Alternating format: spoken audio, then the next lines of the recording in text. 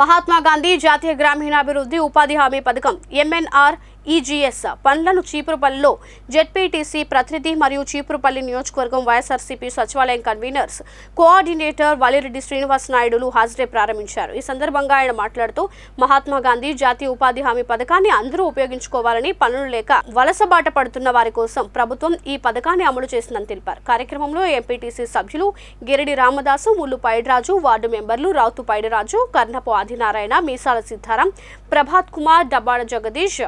ఉపాధి హామీ సిబ్బంది తదితరులు పాల్గొన్నారు. చీపురుపల్లి పంచాయతీ మొత్తం అన్ని వీధులు కూడా పూర్తిగా కాలువలన్నీ కూడా క్లీన్ అండ్ గ్రీన్గా చేయడం కానీ, లేకపోతే ఈరోజు మన వీధుల్లో ఎవరికైనా మంచినీటి సమస్య కొలాయిలు రాకపోతే అది బాగు చేయడం కానీ, వీధి లైట్లకు సంబంధించి కానీ, లేదా వీధి మధ్యలోనే ఏమైనా రోడ్డుకి అడ్డంగా కరెంటు స్తంభాలు ఉంటే వాటి గురించి కానీ ఇవన్నీ కూడా మరి రివ్యూ చేసి ఆ రోజు అధికారులకు ఆదేశాలు ఇవ్వడం జరిగింది.